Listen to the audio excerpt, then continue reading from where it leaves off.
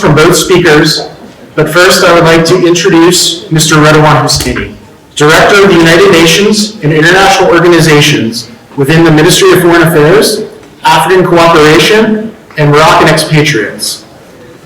Mr. Husseini has a decades-long career in non-proliferation and international peace and security, including time with the Human Rights Service and the United Nations in Vienna. Mr. Husseini is a key advocate for the Proliferation Security Initiative, and I thank him and his team for the warm welcome that we have experienced here in Morocco and for giving us his presence this week. Sir, I invite you for your opening remarks. Thank you, Kevin.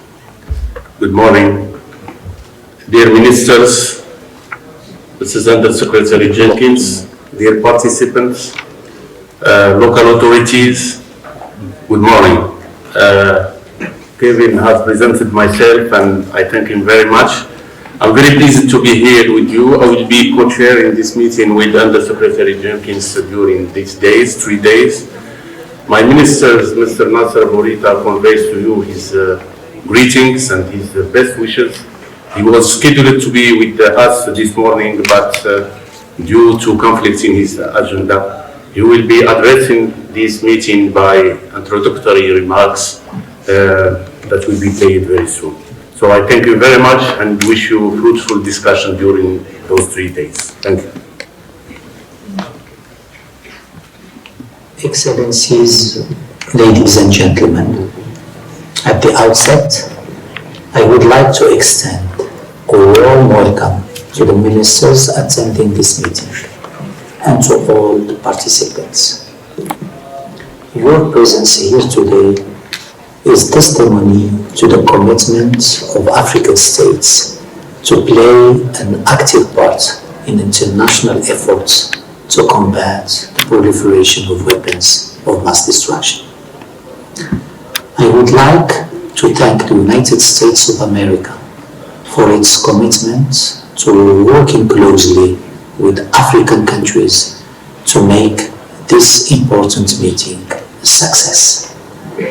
Excellencies, ladies and gentlemen, our meeting is the first of the Proliferation Security Initiative with such a high level of participation in terms of both rank and number. This PSI meeting in Marrakesh is motivated by the strong commitment of African states to participate in global efforts against the proliferation of WMDs. It is also dictated by profound changes in the African security context. In my opinion, 4 major trends will indeed shape the future of security on the African continent and, consequently, our collective response to these challenges. First, the increase in trade between Africa and the rest of the world and the establishment of the African Free Trade Zone will have an impact on seaborne security threats. Although Africa accounts only for 2.7% of world trade, it accounts for 7% of world maritime trade and has a coastline 30,000 kilometers long. This makes the African coastline the main source of vulnerability to proliferation-related threats. Second, there is strong evidence of enduring alliances between terrorist and separatist groups and transnational criminal organizations in our continent.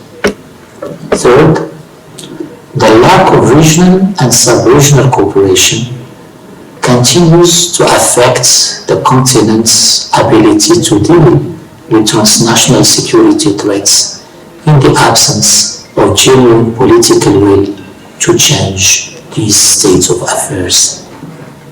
Fourthly, external actors continue to disrupt the continent's security environment by disseminating low-cost and more devastating technologies and know-how to their proxies.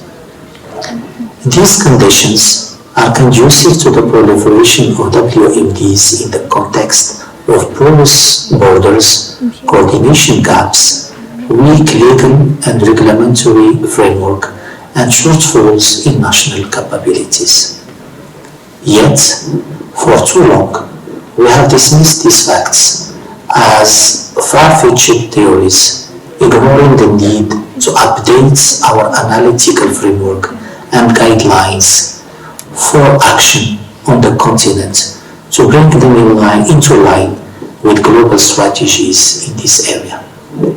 Excellencies, ladies and gentlemen, in line with the high vision of His Majesty King Mohammed II, Morocco has always defended multilateral cooperation as the most appropriate framework for coordinating to combat the proliferation of WMDs. The Kingdom's strong commitment in this area has led to its accession to almost all international conventions on disarmament and non-proliferation. Morocco has further provided constant support for international initiatives in this field. The main asset of the PSI is its flexible, operational and results-oriented nature. Morocco's experience has demonstrated the relevance of the initiative in terms of interministerial coordination to meet the challenge of non-proliferation. With this in mind, the Kingdom believes that the Marrakesh meeting is an excellent opportunity to strengthen the ownership of the PSI by the African states through the implementation of the following three priority actions. First, to recognize that the African security environment is not isolated from the global security context. Second, to strengthen synergies and complementarities with national efforts by organizing more workshops and operational exercises led by African military and civilian experts.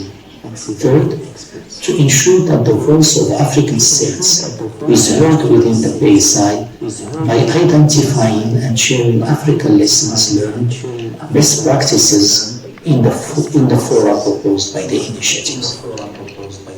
Excellencies, ladies and gentlemen, Africa's growing presence within the PSI is an encouraging trend.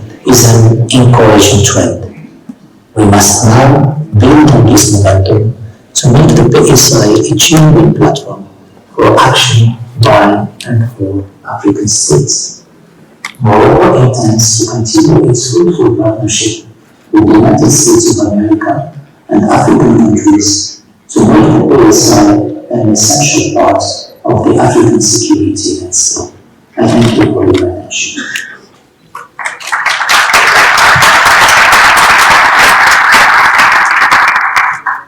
قبل ما تخرجوا ما تنسوش تابوناو في العشان يوتيوب وبارطاجيو الفيديو وديروا جيم وتابعوا الدار على مواقع التواصل الاجتماعي.